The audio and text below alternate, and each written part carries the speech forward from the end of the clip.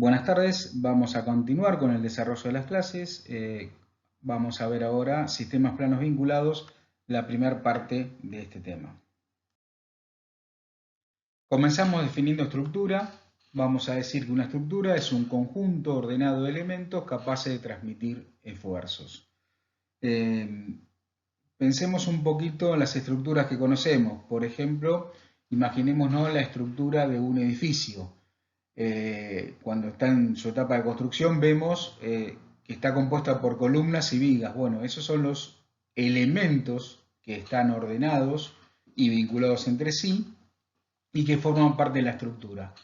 Ahora bien, un muro, por ejemplo, puede formar parte o no de la estructura. Por ejemplo, si llenamos el espacio comprendido entre las vigas y las columnas con ladrillo, que es un muro, una pared, no formaría parte de la estructura porque no estaría transmitiendo esfuerzos. Ahora bien, si tenemos una pared en la cual apoya un techo, sí forma parte de la estructura.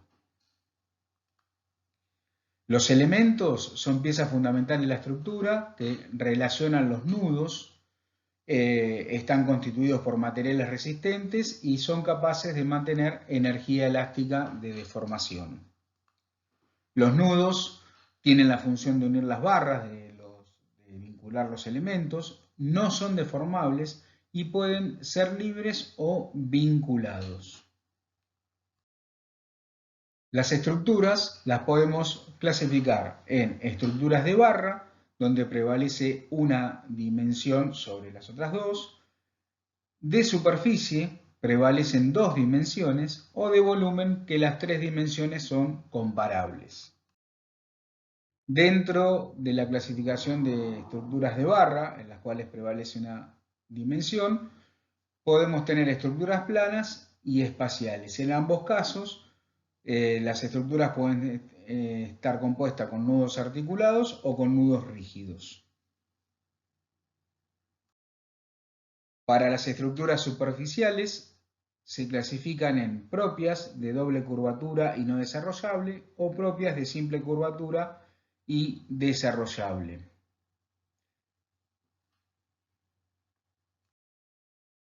Finalmente, las de volumen, donde las tres dimensiones son comparables, podemos encontrar dentro de este tipo bloques de fundación, cabezales de pilote, diques de gravedad. Continuamos ahora y vamos a definir cargas. Vamos a decir que son acciones que provocan alteraciones en la estructura que se ponen de manifiesto cuando en la estructura se producen desplazamientos y deformaciones. O sea que no las vemos las cargas, pero sí se ponen de manifiesto cuando en la estructura se producen esos desplazamientos y deformaciones. Tengamos en cuenta que los desplazamientos y deformaciones a que nos referimos son infinitesimales, son desplazamientos y deformaciones muy pequeñas, porque si fuesen excesivas, digamos, la estructura dejaría de cumplir el fin con el cual ha sido proyectada. Por ejemplo, imaginemos un puente, el puente se va a deformar, pero si esas deformaciones son excesivas o son muy importantes, no se podría transitar por el puente, por lo tanto dejaría de servir como tal, digamos, no cumpliría con el objeto con el cual fue diseñado. Las cargas las podemos clasificar de acuerdo a su variación en el tiempo, en cargas permanentes, que son aquellas cuya variación es rara o despreciable en relación con el valor medio, por ejemplo, el peso propio de las estructuras. Cargas variables son aquellas que las variaciones son frecuentes y no despreciables en relación al valor medio, por ejemplo, cargas debido a viento, nieve, sismos, etc. Cargas accidentales son aquellas cuya ocurrencia en una estructura dada y con un valor significativo es improbable durante la vida útil o periodo de referencia, pero cuya magnitud puede ser importante para ciertas estructuras. Por ejemplo, choques, explosiones, falla del suelo. O sea, digamos, un accidente, un choque de un barco contra la pila de un puente, es una carga accidental, es muy poco probable que suceda, pero si sucede, puede llegar hasta colapsar la estructura. O sea, el daño que ocasiona es muy importante. De acuerdo a su variación en el espacio, las cargas se clasifican en cargas fijas, son aquellas cuya posición está definida y es única, por ejemplo, el peso propio. Cargas móviles son aquellas que no cumplen con la condición anterior, por ejemplo, el tránsito en puentes.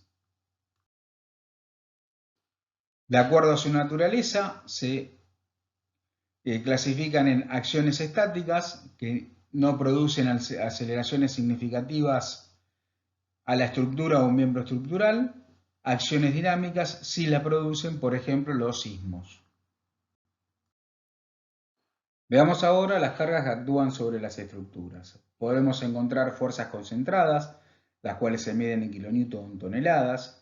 Estas fuerzas son la resultante de fuerzas actuantes sobre una zona reducida en comparación con las dimensiones del elemento estructural sobre el cual están aplicadas. Es decir, la superficie de la fuerza es muy inferior a la superficie en donde está aplicada esa fuerza. Como ejemplo en este tipo podemos ver la fuerza que ejerce la rueda de un camión que está circulando sobre un puente, o la rueda, como ven en la foto, de un vagón ferroviario sobre el riel. Encontramos también las fuerzas distribuidas linealmente. Estas se van a medir en kilonewton por metro o tonelada por metro. La fuerza total actuante se supone distribuida en fuerzas elementales que actúan a lo largo de una línea, dado que su acción se reduce a una faja de ancho reducido frente a las dimensiones del elemento sobre el que actúan. Dentro de este tipo de fuerzas podemos considerar el peso de una pared sobre una viga, el peso propio de una viga, etc. Acá tenemos un ejemplo donde tenemos un esquema de un puente y por un lado tenemos la carga uniformemente repartida que figura acá en color rojo, ¿sí? Linealmente distribuida, la llamamos Q. Podría ser la carga, o sea, el peso propio de la misma viga que apoya en la pila y en los estribos.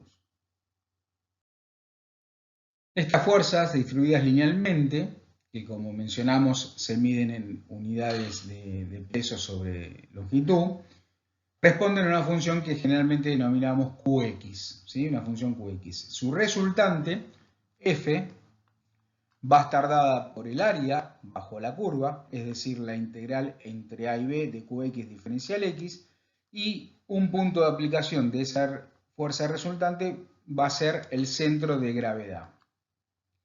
Aplicando el teorema de Varignón, tenemos que f por xf es igual a la integral entre a y b de qx por x diferencial x. La integral entre a y b de qx diferencial x por xf es igual a la integral de qx por x diferencial x. Finalmente nos queda que xf es igual a la integral entre a y b de qx por x diferencial x sobre la integral entre a y b de qx diferencial x. Y este era el centro de masas o baricentro de un conjunto continuo. Acá tenemos ejemplos de fuerzas distribuidas linealmente. Por ejemplo, una viga que apoya sobre columnas y un tabique. El peso de este tabique hace sobre la viga una carga distribuida linealmente que designamos con la letra Q. El valor de f de la resultante, como dijimos, en este caso, al ser constante, la función q es constante, nos queda que la integral entre a y b de qx diferencial x va a ser igual a la integral de q, saco fuera la integral, entre 0 y l diferencial x es igual a q por l menos 0 igual a q por l. O sea que la fuerza F resultante vale q por l. Aplicando las fórmulas vistas anteriormente, podemos determinar la ubicación del baricentro, que es un punto por donde pasará la recta de acción de esa resultante, que es, en este caso, L sobre 2. Recordemos que si la figura tenía al menos dos ejes de simetría, su baricentro iba a estar donde se interceptaban esos ejes de simetría. Por lo tanto, acá lo vemos rápidamente en el esquema, donde tenemos una carga uniformemente repartida, constante, Q. Su resultante va a ser el área bajo la curva, o sea, Q por L. Y el punto de aplicación sería el baricentro, o sea, donde se cortan, por ejemplo, dos de los ejes de simetría que tiene ese rectángulo. Otro ejemplo de fuerzas distribuidas linealmente, podemos ver acá un tablestacado, ¿sí? Tablestacado, que es una contención artificial para evitar, en este caso, por ejemplo, tenemos suelo de este lado y excavación de este. Entonces, para evitar que este suelo se derrumbe hacia aquí, ponemos un tablestacado. La distribución de la carga va a depender de la profundidad, ¿sí? a donde a donde llega el tablestacado. Va a tener una distribución triangular. Entonces, la resultante F va a ser el área de este triángulo, es decir, un medio de Q por H. Y va a pasar por el baricentro. Habíamos visto en la unidad anterior que el baricentro de un triángulo se encontraba a 1/3 de la base o 2/3 desde el extremo, como está indicado acá, ¿no? O sea, 2/3 desde arriba o 1/3 de la base. O sea, tenemos determinado de esta manera rápidamente cuánto vale la resultante y dónde está aplicada. Acá vemos un caso donde tenemos una carga uniformemente repartida, que llamamos Q, que actúa sobre una viga simplemente apoyada, inclinada a un ángulo alfa. Aplicando lo que conocemos como principio de superposición de efecto, podemos decir que esta carga Q aplicada en esta viga inclinada es igual a una componente Q1 en dirección del eje o paralela a la barra, más una Q2 normal al eje de la barra. Q1 va a ser igual a Q por el seno de alfa, Q2 va a ser igual a Q por el coseno de alfa. La resultante de nuestro esquema inicial, de nuestra fuerza Q, es Q por L, como vimos recientemente. La resultante de esta parte sería F1, Q por L por el seno de alfa. Y la resultante de Q2 es Q por L por coseno de alfa.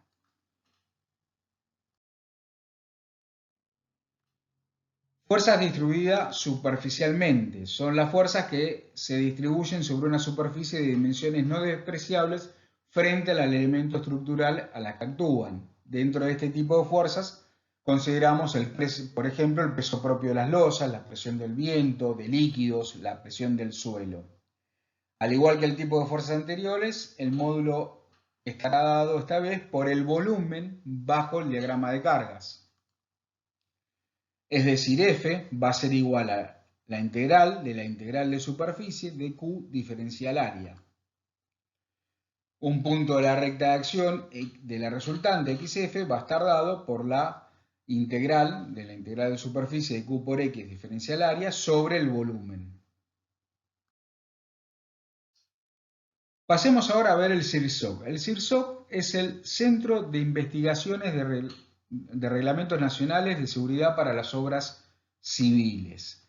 Es un centro que se dedica a la investigación, el desarrollo, actualización y difusión de normas para asegurar, valga la redundancia, la seguridad, la durabilidad y la calidad de las estructuras.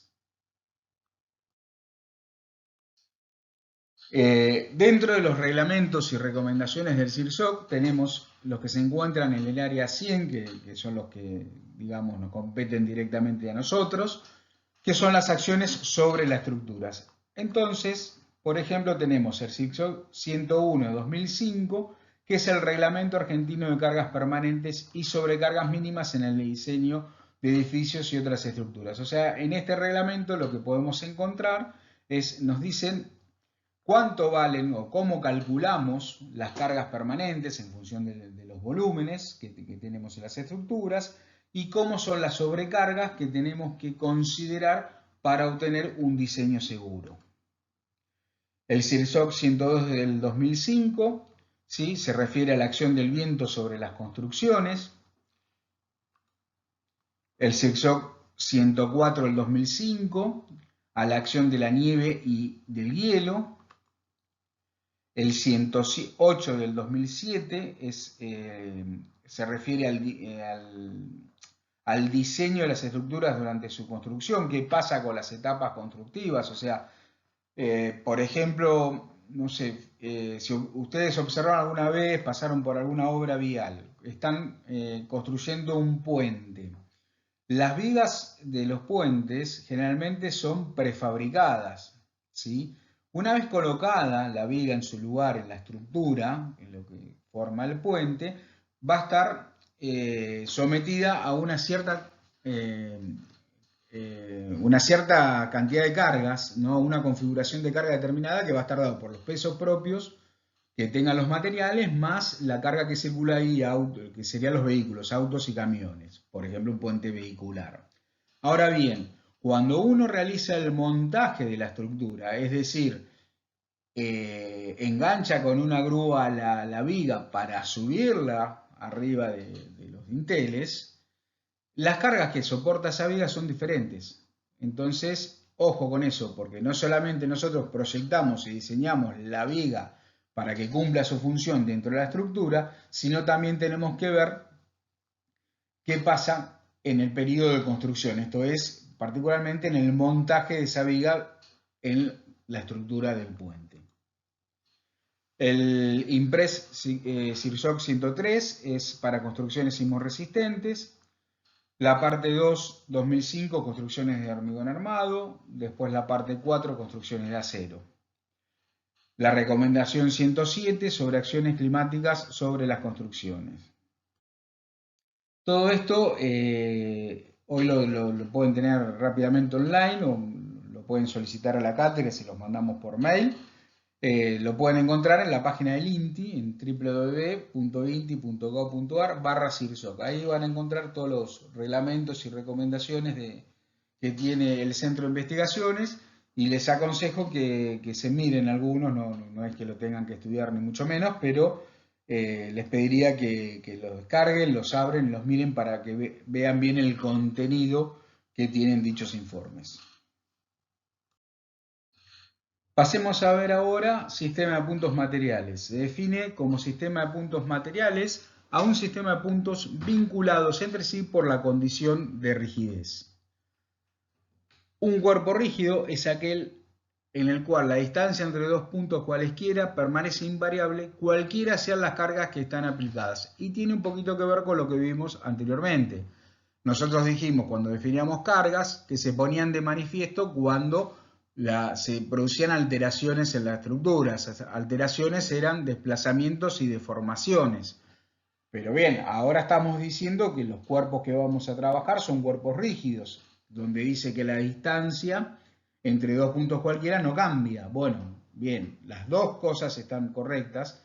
El tema es que, como les dije anteriormente, esos desplazamientos y deformaciones que sufren las estructuras o los elementos estructurales son infinitesimales, son muy pequeños. Por lo tanto, suponemos que el cuerpo es rígido porque suponemos y decimos que la distancia entre dos puntos no va a cambiar una vez que actúan las cargas.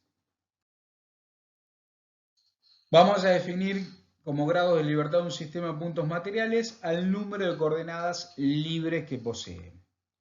Para el caso de un punto en el plano, tenemos el punto A en las coordenadas X, Y, y ese punto se trasladó a una nueva posición que la llamamos A', que se encuentra en coordenadas X', Y'. De acuerdo a la definición, el número de coordenadas libres que tiene ese punto son 2, X e Y. Por lo tanto, un punto, ¿sí?, material en el plano tiene 2 grados de libertad.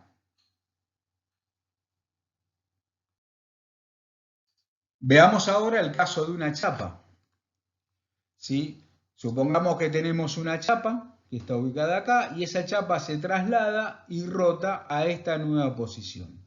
Si consideramos el punto A, ¿sí? Este punto A de coordenadas originalmente quizá y A, pasa a esta posición, a esta nueva posición, A', que se encuentra a unas coordenadas X, A' y A'. Tendríamos, ese punto, como vimos, tiene 2 grados de libertad. Tomamos un punto B. El punto B pasa lo mismo. Originalmente las coordenadas X, B y B pasa a tener su nueva posición B' de coordenadas X, B' y B'. Por lo tanto, son 2 grados de libertad. Hasta ahora tenemos 2 grados de libertad del punto A y 2 grados de libertad del punto B. Ahora bien, si nosotros fijamos la nueva posición del punto A', o sea, el punto A que llamamos A', es decir, con los 2 grados de libertad que tiene A, para fijar la ubicación, por ejemplo, del punto B, basta con conocer una de las dos nuevas coordenadas del punto. ¿Por qué? Porque la otra coordenada saldría con esta expresión de distancia entre dos puntos por la condición de rigidez. O sea, como la chapa es rígida, por definición que acabamos de ver, la distancia entre dos puntos cualesquiera de la chapa no va a cambiar. Por lo tanto, la distancia entre A y B, que aquí llamamos D, una vez que esta chapa se traslada y rota, va a seguir siendo D. De esta manera, ¿sí? Nosotros, al fijar el punto A, con esos 2 grados de libertad, restaría fijar una sola coordenada de, por ejemplo, el punto B. Por lo tanto, podemos asegurar que una chapa en el plano tiene 3 grados de libertad. También se puede ver como los 3 grados de libertad de la chapa, que son la traslación según el eje X, la traslación según el eje Y y la rotación respecto a algún punto del plano.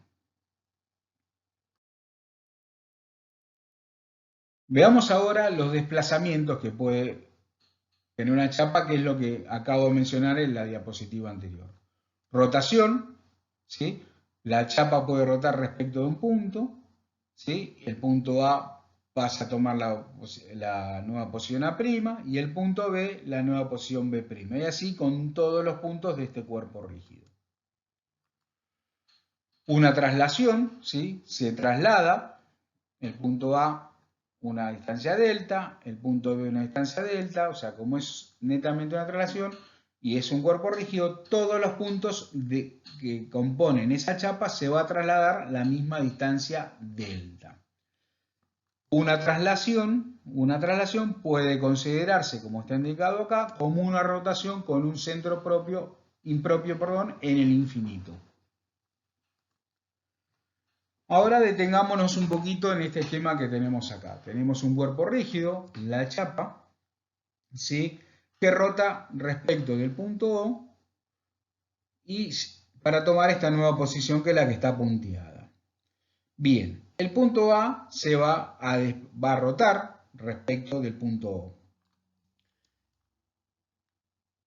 Va a rotar y va a describir un arco de circunferencia con centro no, que es el que ven acá en azul, hasta la nueva posición A', como vimos anteriormente. Bien, si nosotros trazamos la tangente al arco de circunferencia en A, hasta cortar con este radio que tenemos acá, que pasa por la nueva ubicación del punto A', obtenemos el punto A segunda, que es la línea esta roja que tenemos. Y también en este esquema podemos ver el vector desplazamiento, que es cuánto se desplazó el punto A debido a la rotación respecto de O, para tomar la nueva posición en A', que está indicado en color magenta. Como nosotros estamos trabajando con estructuras, o vamos a trabajar con estructuras que están en equilibrio, y como dijimos y lo vamos a reiterar muchas veces, los desplazamientos, ¿sí? Y giros, o sea, traslaciones y giros, que experimentan los cuerpos rígidos son infinitesimales, son muy pequeños, porque si no dejaría de cumplir la función, la estructura, estaríamos en esta zona de acá, ¿está bien? Donde estos tres colores, o sea, el vector de desplazamiento de magenta, el arco de circunferencia azul y la tangente a la circunferencia en el punto A, que está en rojo, se confunden, o sea, estamos acá. Por esa razón optamos que ante una rotación todos los puntos se van a mover según una normal al radio de giro. Es decir, si nosotros tenemos nuestro cuerpo rígido, ¿sí?, y baten y rota respecto de O, el punto A se va a mover según una normal al radio de giro, es decir, por esta línea roja, y va a ubicarse en la nueva posición A segunda, que está acá. Ustedes estarán pensando, está claro, está bien, pero si yo tomo una regla y mido cuánto vale el segmento 0A y mido cuánto vale el segmento 0A segunda, porque usted me está diciendo, profesor, que el nuevo punto A se encuentra acá, voy a ver que este segmento es mayor que este. Entonces no se estaría cumpliendo la condición de rigidez, pero no. El tema es que estos desplazamientos, como dijimos, son infinitesimales. Nosotros exageramos el dibujo para poder verlo. Conclusión, todos los puntos ante una rotación se van a mover respecto a una normal al radio de giro. Pasemos ahora a ver vínculos. Vamos a definir vínculo como todo elemento capaz de impedir desplazamientos o giros que pueden experimentar los cuerpos libres. Estos vínculos se van a clasificar en vínculos externos y vínculos internos. Los vínculos externos van a vincular los elementos de la estructura con la tierra. Y los vínculos internos van a vincular los elementos que componen la estructura entre sí. Los vínculos se clasifican tanto los internos como los externos en vínculos de primera especie, vínculos de segunda especie y vínculos de tercera especie, según los grados de libertad que restringen. O sea, los vínculos de primera especie, tanto internos como externos, son aquellos vínculos que restringen un grado de libertad. Los vínculos de segunda especie son aquellos que restringen 2 grados de libertad y los vínculos de tercera especie son los que restringen 3 grados de libertad.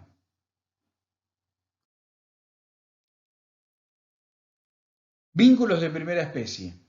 Por ejemplo, tenemos el apoyo simple, ¿sí?, que sería un aparatito de acero, tronco cónico, que está vinculado a tierra mediante esferas o rodillos que permiten el desplazamiento en esta dirección y que se vinculan con el cuerpo rígido a través de una articulación, una rótula, que permite el giro respecto de esa articulación. Es decir, el cuerpo rígido, ¿sí?, al vincularse con un apoyo simple, permite el desplazamiento horizontal, permite el giro e impide el desplazamiento en la dirección normal al plano de deslizamiento del apoyo. Lo vamos a graficar de esta manera cuando veamos las estructuras. Otro vínculo de primera especie puede ser una biela. Una biela es una, digamos, barra rígida, ¿sí?, que no se deforma, biarticulada, tiene una articulación en cada uno de los extremos. Entonces, esta articulación que tiene acá en su vinculación a tierra hace que esta biela pueda moverse horizontalmente, porque al rotar respecto a acá, este punto se movería según una normal al radio de giro, o sea, según una horizontal en este caso. No permite el desplazamiento en dirección del eje de la biela y permite el giro porque también está vinculado el cuerpo rígido mediante una articulación. Este sería el esquema que utilizamos para representar una biela. Vínculos de segunda especie. Tenemos el apoyo doble. El apoyo doble es como el apoyo simple, es un aparatito troncocónico de acero deformable, que está, en este caso, en vez de estar vinculado a tierra con unos rodillitos o rueditas en el medio, no tiene nada, está apoyado directamente. O sea que evita el desplazamiento en la dirección horizontal y el desplazamiento en la dirección vertical. Pero sigue permitiendo el giro. ¿Por qué? Porque está vinculado a la chapa mediante una articulación. Este es el esquema de representación que utilizamos para el apoyo doble. Bielas concurrentes, como en el caso anterior, pero en vez de tener una, tenemos dos bielas. Es decir, en este caso, se sigue permitiendo el giro respecto de la articulación de las bielas que vincula al cuerpo rígido. No se permite el desplazamiento vertical, porque las bielas no pueden deformarse. Y en este caso, a diferencia del anterior, de una sola biela, no permite el desplazamiento horizontal. ¿Por qué? Porque si esta biela quisiese moverse, este extremo de la biela, horizontalmente, rotando respecto de esta articulación, se lo impediría a esta biela porque para que lo pueda hacer debería deformarse, o alargarse o acortarse, y eso no puede ser. Por lo tanto, está impedido el desplazamiento horizontal. Este es el esquema que utilizamos para representarla gráficamente. Otro vínculo externo de segunda especie es este que ven acá, que se llama empotramiento guiado. Es similar al apoyo simple, pero evita el giro, o sea, el cuerpo rígido, la chapa, está rígidamente vinculada al apoyo, no mediante una articulación. Por lo tanto, no permite el giro, no permite tampoco el desplazamiento vertical hablando cómo está orientado este apoyo, y como está apoyado sobre rueditas, sí permite el desplazamiento horizontal. Este es el esquema que nosotros utilizamos para representarlo. Finalmente, tenemos los vínculos externos de tercera especie que lo denominamos empotramiento. ¿Sí? Están impedidos los tres desplazamientos posibles. Esto es el desplazamiento vertical, el desplazamiento horizontal y el giro. Y esta es la manera que lo representamos gráficamente al empotramiento. Dentro de los vínculos internos, aclaremos que, bueno, los vínculos internos también restringen grado de libertad, pero los desplazamientos y giros o los movimientos que restringen los vínculos internos no serían absolutos, como en el caso de vínculos externos, sino serían relativos. O sea, lo que se analiza en este caso son los extremos de los elementos o de las barras que concurren a ese aparatito, a ese vínculo interno. Por ejemplo, tenemos este que denominamos corte, que es los dos elementos de la estructura que une, que vincula, están unidos mediante una biela. Esta biela le va a permitir el desplazamiento en esta dirección. ¿Por qué? Porque este punto puede moverse para este lado al rotar respecto de este, porque se va a mover según la normal, o para aquel lado, o viceversa. Relativamente entre los dos se puede producir un desplazamiento en esta dirección. No puede desplazarse en dirección vertical, en este caso como está indicado. ¿Por qué? Porque si se tuviese un desplazamiento relativo, estos extremos de las barras, esta biela cambiaría su longitud, y no puede porque estamos hablando de un cuerpo rígido, una biela no se deforma. Y sí permiten el giro, ¿sí? Porque recordemos que está biarticulada la biela. De la misma manera tenemos esta configuración que lo denominamos axil, que se permite el desplazamiento relativo vertical y el giro, por las mismas razones que vimos en el caso anterior. Por último, esta configuración, que la llamamos flexión, permite el desplazamiento vertical, el horizontal, pero no permite el giro relativo entre ambos extremos de la barra que concurren a ese vínculo interno de primera especie. Vínculo de segunda especie. Tenemos este que son, digamos, parecidos a los anteriores, pero por ejemplo acá agregamos una biela. Entonces, al agregar una biela impedimos el giro, porque si esto gira relativamente esto, una biela se acortaría y la otra se alargaría, y vimos que eso es imposible. Este lo llamamos flexión y corte, y solamente permite el desplazamiento en dirección del eje de la barra que concurre a ese vínculo. Este que vemos acá, con dos bielas en dirección del eje de la barra, se llama deflexión y axil, y permite solamente el desplazamiento relativo transversal al eje de la barra. No permite el desplazamiento longitudinal ni permite el giro relativo. Finalmente, este que vemos aquí, que se llama axil y corte, que comúnmente lo vamos a llamar articulación, es una rótula, no permiten ningún desplazamiento relativo, es decir, ni en el eje de la barra, ni perpendicular al eje de la barra, ahí los 2 grados de libertad que restringe, pero sí permite el giro relativo. Finalmente, vínculo interno tercera especie, tenemos las 3 bielas, ¿sí?, que impiden los tres movimientos relativos que pueden tener los extremos de las barras que concurren al vínculo interno, es decir, el transversal al eje de la barra, en dirección del eje de la barra y el giro relativo. Veamos ahora algunas fotos como ejemplos de apoyos. Comenzamos con apoyos de primera especie. Acá tienen un caso, fíjense que si observan acá en la foto, se permite el desplazamiento en esta dirección y a su vez, como esto está articulado, permite que esto gire respecto del apoyo. Por lo tanto, lo que vinculemos acá arriba va a poder girar, rotar y va a poder trasladarse. Por eso es un vínculo de primera especie. Acá tienen otro caso, que es una viga apoyada en un rodillo, o sea, no se puede mover en dirección vertical, pero fíjense que puede desplazarse horizontalmente y puede rotar, siempre hablando de desplazamientos infinitesimales, muy chiquitos. Acá tienen otra configuración de apoyo simple, también en una viga. Esto es el apoyo simple de un puente. Este es un puente metálico. Fíjense que, bueno, acá no se alcanza a ver la foto, pero hay una articulación que vincula con la viga. A su vez, este apoyo puede desplazarse en esta dirección. Acá tienen otro caso, ¿sí?, formado por 2 rodillos. Otro caso más, esto funcionaría más que nada como una biela, ¿sí?, que permite rotar acá y permite rotar acá, y esas 2 rotaciones que se permiten hacen que se desplace horizontalmente y a su vez pueda girar el ángulo. También es en un puente. Acá tienen otro ejemplo similar al anterior.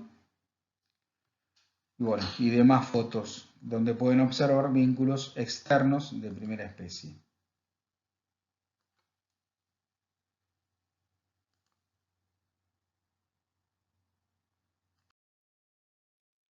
Veamos ahora algunos ejemplos de vínculos de segunda especie.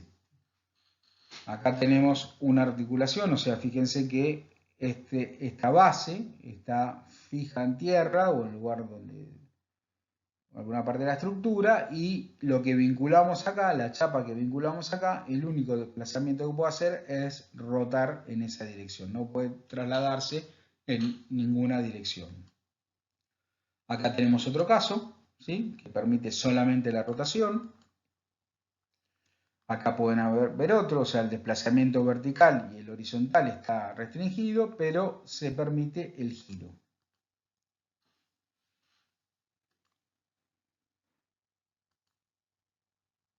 Acá tienen un apoyo doble de un puente, fíjense que es de la misma configuración que lo que vimos en las diapositivas anteriores, pero que no se puede mover horizontalmente, o sea que puede rotar respecto a este punto. Acá tienen otro caso.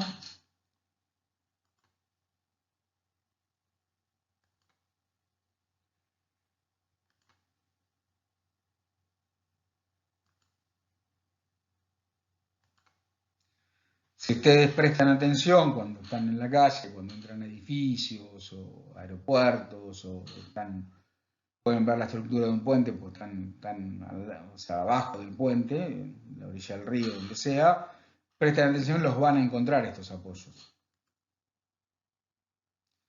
Fíjense que acá tienen otro de segunda especie, permite solamente la rotación, o sea, este sería un vínculo interno. ¿sí?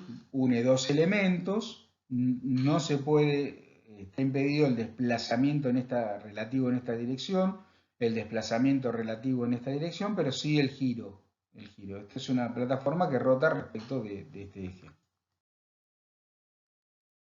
Vínculo de tercera especie, acá tienen nudos, vínculo interno, ¿sí? No se permite ningún desplazamiento relativo entre los elementos que concurren al vínculo.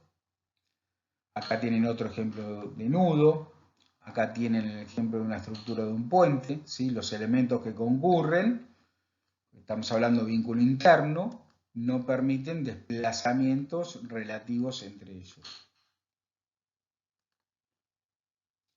Acá tenemos un empotramiento, un vínculo externo de tercera especie que está materializado por una placa que está bulonada a una base. Este elemento que está acá, el perfil que sale hacia arriba, no puede moverse en ninguna dirección y tampoco puede rotar, o sea, tiene restringido los 3 grados de libertad. Otro caso de vínculo externo tercera especie.